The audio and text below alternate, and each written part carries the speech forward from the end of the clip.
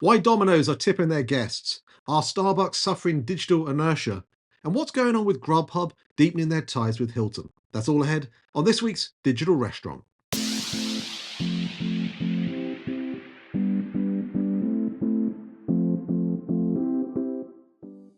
The digital restaurant works like this. We're going to ask each other 5 questions about headlines that affect the worlds of restaurants, off-premise, and technology, but in some way tie back to our book series, Delivering the Digital Restaurant. Are you ready? Let's go.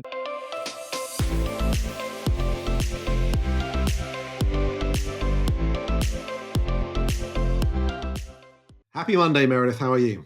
I'm good, Carl. How are you? Very good, thank you. I am looking forward to food on demand this week. How about you? I think it's going to be excellent. Food on Demand is one of my favorite conferences, chock full of learning, but also just a lot of people attacking the same challenges and opportunities, which is always fun to have a group of like minded people together. It's a great one for content. I'm glad that we have been kindly invited back. We're going to be on stage with Irvi Patel from GoToFoods and Maria Rivera from Small Sliders. So Mhm. if you're coming to Vegas, we look forward to seeing you there. Don't be shy, come and say hello. And if you're not coming to Vegas, do not fear because we're going to record a special bonus episode of our favorite highlights. So keep tuned for that. That's right. I'll also be doing a panel on the new reality of delivery only models where we will talk about virtual brands and ghost kitchens and what's happening with them now. But we best get on because we have one heck of an episode this week, I think it's fair to say. Lots going on. And you have the first question for me. I sure do. Very interesting report out this week looking at some of the newest innovation that came out over the course of the pandemic, often spurred on by growth in digital channels, and comparing the performance of those new asset types to the legacy solution. You know what? I think we could probably spend the entire episode on this one, Meredith, but we can't. So I'm going to bring up these here just to show those that are watching us on YouTube what we have seen from the report, because there's so much good stuff in here. And ultimately, the emerging experience study was looking at the comparison from a consumer perspective, mystery shoppers, what it's like to experience a innovative solution that various different brands have put in place that are trialing versus a legacy solution that has been tried by the customers as well. They did 90 visits per brand, went to one innovation location and two legacy locations. And so, in that sense, 30 visits were conducted for each location. And they focused in on kiosk ordering, mobile ordering for drive through pickup, and mobile order for pickup at a window or locker, and drive through experience at a new prototype location. I'm not going to go through everything, but I do want to go through some specific areas here. The main highlights, just to give you the exec summary, is that most of these consumers, these mystery customers, were saying that they did have a better experience when they went to an innovative location. Technology innovations were driving speed, primarily for digital orders, place of pickup. And for the 7 out of the 10 brands that they looked at, the overall scores for the innovation experiences were better than legacy. So that's good, right? There's good indication that innovation is creating a better consumer experience. Let's dig into understanding exactly what that was. We're going to start by talking about in-store kiosk ordering. It seems to be a topic we touch on every single episode right now about kiosks. And Shake Shack and Burger King were the 2 concepts that were looked at here. And the innovation experience was where the order was placed via an in-store kiosk, where the legacy experience was where someone just goes up to the counter. Now, what you'll see here is that the order experience from the innovation concepts was 93% relative to 89% at the legacy. The pickup experience was even higher at 98% versus 93% at the legacy. And therefore, the overall satisfaction was higher as well. The thing that I thought was interesting, Meredith, is look at this. The innovation concept actually took more time than the legacy concept. So the innovation side actually was a little slower. And from order accuracy standpoint, that was higher. Yeah. Oh, for sure. If a consumer is placing their own order, they are checking it as they go. And even if they get something wrong, they're much less likely to report it wrong because they know they are the ones that made a mistake. Whereas in a traditional order, you're talking to someone at the counter. First of all, the chances for something to get lost in translation between what I as a customer say out loud and what you as an employee actually type into the POS, there's an opportunity for loss there. But secondly, when something is wrong, as a consumer, I am never going to think to myself, oh, maybe I didn't say it. I'm always going to think, they heard it wrong, they entered it wrong. Good point. I want to go to slide 12 here, which then talks about the mobile order for drive-through pickup. This is where they looked at Panera, Taco Bell, and Chipotle. The innovation experiences where the orders were placed via a mobile app for drive-through pickup, and then the shopper was asked to drive to the restaurant, place their order while in the parking lot. Whereas the legacy experience for Taco Bell and Panera Bread, at least, were traditional drive-through, where Chipotle's legacy experience involved parking, ordering via the app, and then picking up at the store. And again, the innovation experiences, from an overall satisfaction standpoint, ended up being 5% higher. And actually, across the board here, you'll see some different numbers. So order experience, they suggested, was actually lower than the legacy at 91% for the innovation concept versus 95% for legacy. Similarly, for the pickup experience, was actually lower than the legacy at 88 and 92. But the overall satisfaction was higher at the innovation side of things. And they said here it wasn't always faster, but they were mostly ready after the projected pickup time. So maybe that was part of the expectation setting that was happening here. But order accuracy was definitely higher again at 11%. So that probably leans into what you were just explaining a moment or two ago. I'm a little bit mystified by these numbers, though, I'll be honest. When I ask specifically about elements of the experience, it's lower at innovation. But when I ask about overall, it's higher at innovation. I wonder what we're missing here. Yeah, I suspect further detail would be needed to really explore that one. But maybe there is something there just about the expectation setting as a result of that between the two different concepts. Let's go to the next area here. I wanted to stop in on one of your favorite areas, the Chipotle and the digital kitchen, where they've got a particular spotlight focus here. And look at this, Meredith. The innovation concept scores lower from a satisfaction with order experience, in line with the legacy for the pickup experience, but overall, again, actually better. And also considered more friendly. So the Chipotle is given some interesting results here. The other side of it is that, again, from a time perspective, the innovation concept's taking somewhat longer than the legacy experience. Any thoughts on that one? I think people are just taking their sweet time going through the app. Is this really what I want? Do I want to add something onto it? Although I must say, as an Android user, I would say that the Chipotle app is not as good on Android as it is on iPhone. Good to know. And I don't think we've got the data here to be able to explain how many of the customers used either iOS or Android. Let's go to checkers and rallies. They have been obviously in the news over the last year, particularly because they were given the title of drive through of the future. This is, of course, where they have double drive throughs, modular buildings, closed kitchens, and AI voice technology. And again, when you look at the positive performance on this, you're seeing that the speaker, which of course is the way in which the customer is engaging through the drive through, was clear and understandable, which is certainly a big benefit when you talk about voice AI through the drive through. The shopper not having to repeat the order, therefore, is important because most of the voice AI tech that I've seen does repeat the order to the customer. So that's already in place. And so therefore satisfaction is higher as well. Rally's actually getting some pretty good scores across the board here. Last one I'll touch on is in the mobile order for pickup at locker or window. And I wanted to highlight Whataburger because you'll see these rather swish lockers here. This is their digital kitchen that they launched in the fall of 2023, where customers place their orders through the app for pickup and then they pick it up through these lockers. And again, you'll see the general satisfaction for the pickup experience being 13% higher than the legacy solution. And overall, not one customer had a bad experience with it. Faster seems to be good from an accuracy standpoint, and also the fact they were able to identify clear parking spots for it were important too. So this report, I think, is a really good one for anyone that's in certainly the QSR space or folks that are looking to take on this type of technology to improve drive-through, to improve pickup. Really good ways to be able to learn on other innovators out there and what they're doing and what the customers have judged them at. Couldn't recommend reading this report enough. And it reminds me, Carl, of our first book. Do you remember the part where we talk about how when drive-through was first introduced to the industry, they just slapped a window on the side of the building and said, come pick up your order via your car? And it took a long time for actual science around how a drive-through should work, what the stack should look like, how the parking lot should flow, how the drive-through window should relate to what's going on inside of the kitchen, specific technologies being developed to optimize that process. It took a long time for all of that to happen.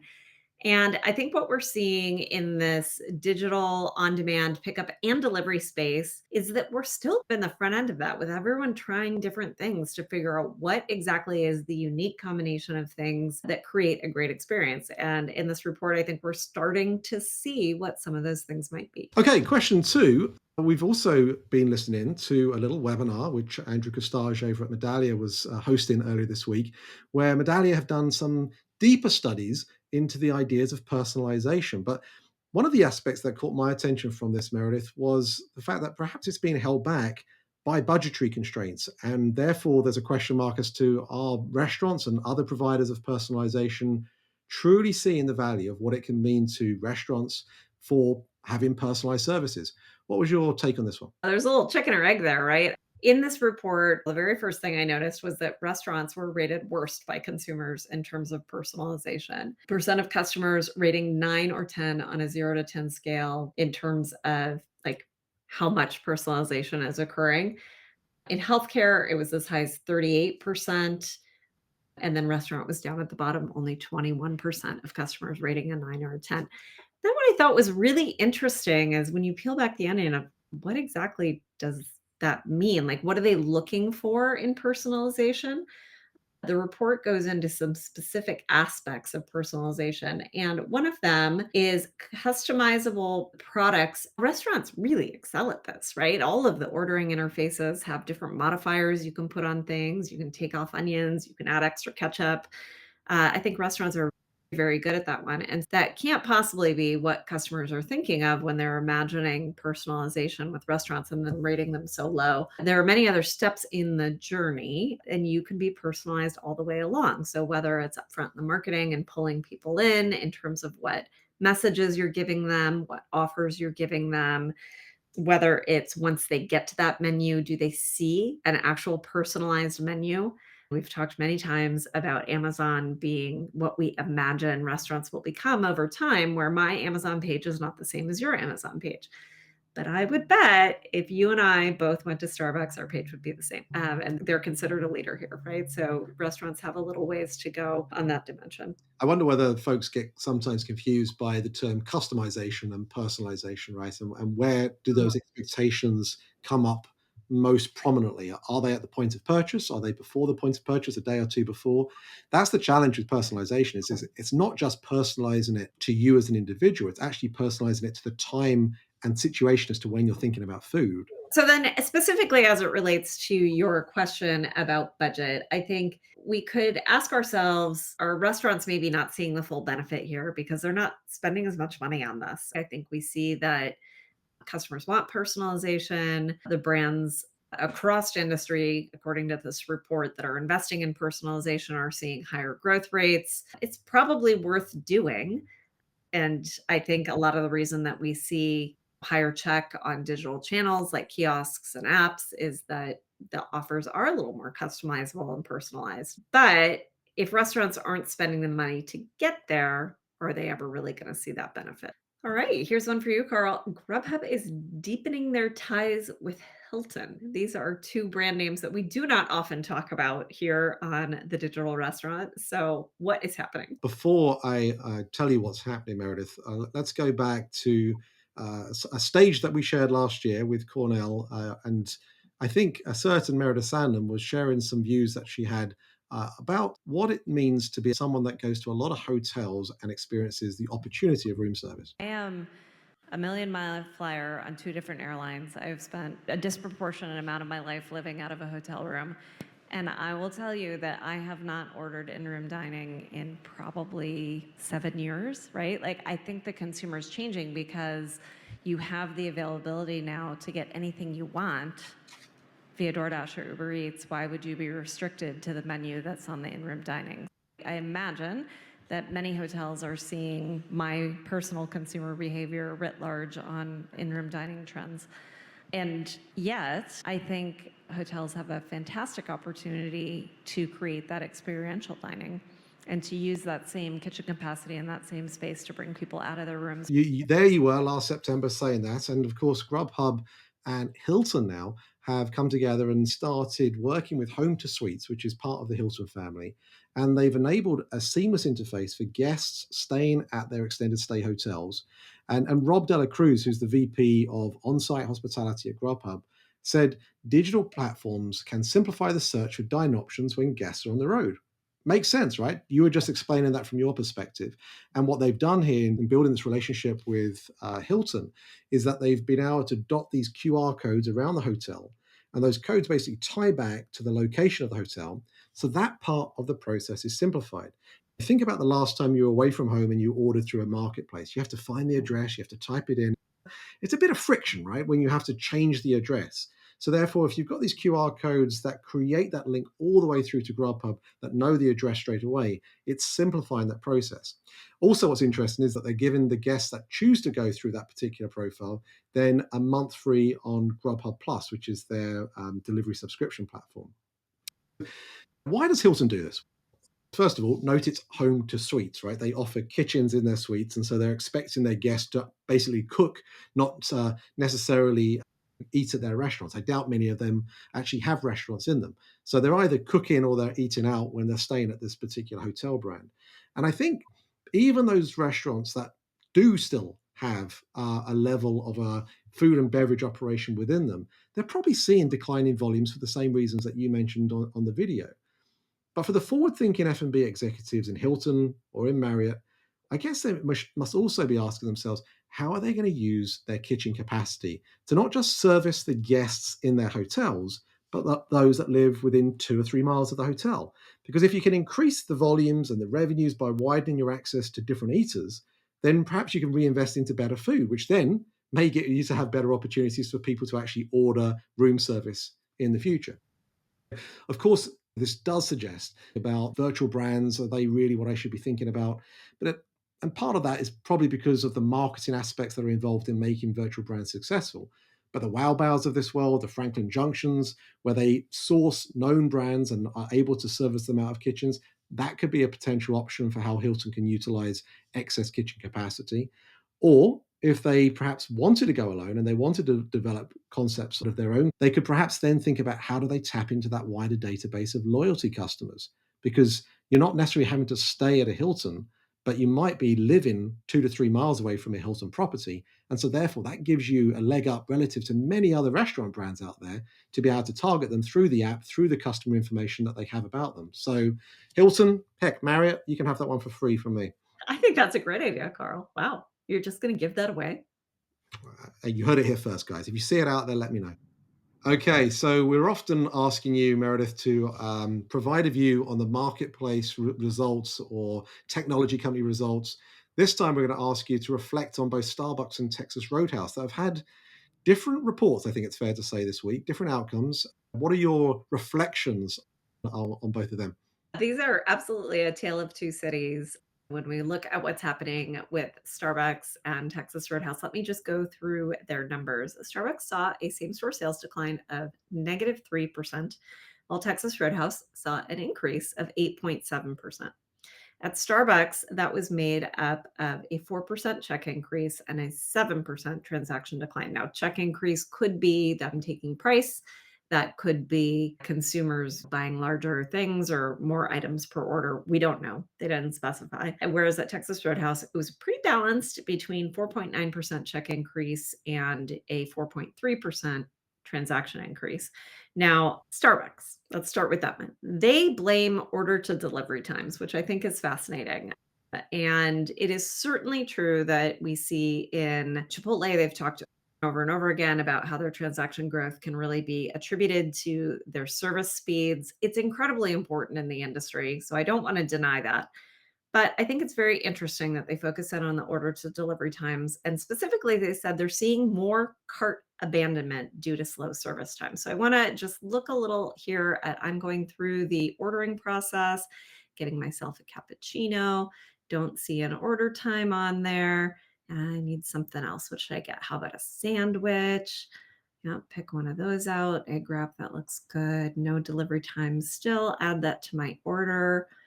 go into my cart, review my order. There's my delivery time, 6 to 9 minutes. But did you notice anything else while we were going through that, Carl? Anything else that was missing on that item detail page that honestly you would expect to see in any other e-commerce experience?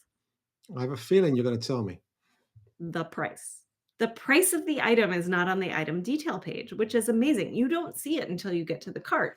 So I think it's interesting to blame an increase in cart abandonment solely on that time, which certainly that's the first place a consumer sees it. So it's possible that's contributing to cart abandonment, but you don't see the price as a consumer until you get all the way to the end. And I will tell you, as a Starbucks consumer, I have often gotten to the end and thought, maybe I don't also need a cake pop. Maybe I'll just get one for Lincoln. I'll be fine. The number just gets surprisingly high, surprisingly quickly because you have no idea what you're adding to your cart as you go along. Starbucks did not release what their price increases were for the quarter, so we don't know how much to blame of that. Of course, price is I don't call it a cumulative thing. As you take price upon price and those things start to add up, then you can see a massive transaction decline. And I wonder if that's actually not what we're seeing here. When they start to peel back the layers on the numbers and what's happening, one of the things that they blame is the afternoon day part. Afternoon day part, I think a lot of that is people who are having treats. Like these are not our addicts who need caffeine in the morning. These are our people who are going to have an afternoon treat of some kind. Oftentimes it's your high school students getting out of school, going over to Starbucks, or it's you and I are having a meeting, let's do it at Starbucks.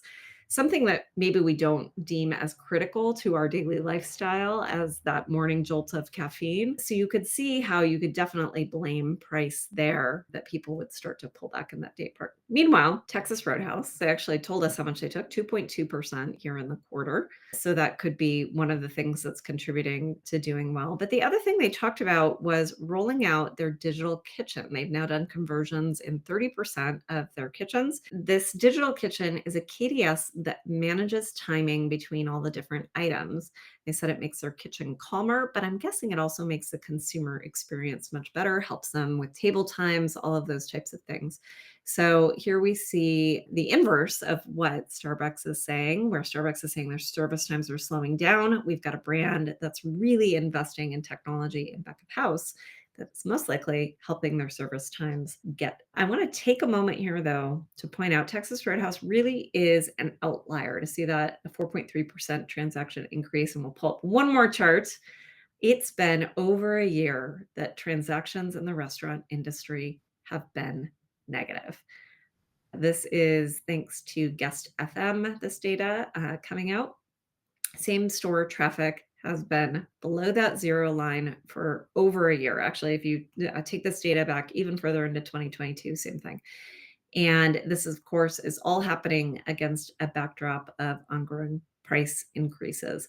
So when the experience is not as great, it's not as convenient. Certainly, those times do matter, but also when the value is not there. I think those two things hand in hand are what cause the transactions to go down. And Starbucks, if I could give you any advice, it would be yes, absolutely improve those service times, but maybe also take a look at your price. I'm curious, do you think there was a lag effect? You mentioned the lag effect already on price, but do you think the fact that there's a digital wallet within the Starbucks experience that some way protected them a little bit through the price inflationary period of last year? That's an interesting question. So I use the Starbucks app all the time to order. And of course, I have the digital wallet loaded in there, but I don't think of it as any different than the credit card personally. I don't know how most consumers do, but since it's tied to my credit card, I just think of it as my credit card. The way that the machinations of the credit card loading Yeah. beforehand and then getting spent, Yes, it depends whether you're a $20 reloader or a $100 reloader. maybe. Maybe that's what it's about. But Maybe that's what it's about. But I do notice that I certainly in recent months, I am much more likely to look at that basket when I get all the way to the end and say, "How did I get to 16.95? yeah, What did I buy?" All right, our last question. Domino's had an interesting promotion this last 2 weeks. What they said was that they would help our consumers tip a bit more. So there's a bunch of consumer frustration happening over tipping. Domino's had a potential solution. Why don't you tell us what it was? yeah, the ongoing debate of tipping, right?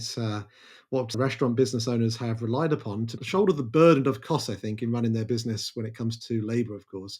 And do you remember why tips are such a big thing here in the US, Meredith? I've told you this story before because Danny Meyer once told me a number of years ago that tipping is such a prominent thing in the US because of how it came about. And it came about at the abolishment of slavery in the US. And there were two industries, the train track lane industry and the restaurant industry decided to handle paying their now new employees differently. And restaurants use tips as a way of being able to handle it. So fast forward to where we are today, and because of the increased amount of customer engaged POS equipment, right? No matter whether this is in restaurants and retail, everyone is engaging these days with a bit of equipment to be able to process their credit card. There's then this prompt about tipping as well. So everyone under the sun, it seems, is asking for a tip. In fact, I saw an article the other day about whether you're tipping your landlord. Have you received any tips recently, Meredith, as a landlord? That's amazing. No, I don't think I haven't myself, but there we go. So anyway, Americans are saying that tipping has become a bigger issue. And one of the things that a Coupon Birds survey recently revealed is that 66% of us tip purely to avoid awkwardness. 63% do it to avoid confrontation. And 84% of Americans believe the minimum wage should be increased for servers. And so there's this theme bubbling in the background. And Homebase released findings from a survey that said about 48% of its customers said tips went down in the past year. So a lot of noise online about tipping. And while things might suggest that they should change, it seems that many business owners haven't received any complaints. In fact, 67% of those same home-based customers said they have never received any customer complaints about their tipping practices. So with all that said, let's now think about how Domino's entered this debate by saying it would cover the cost of tips on behalf of its customers.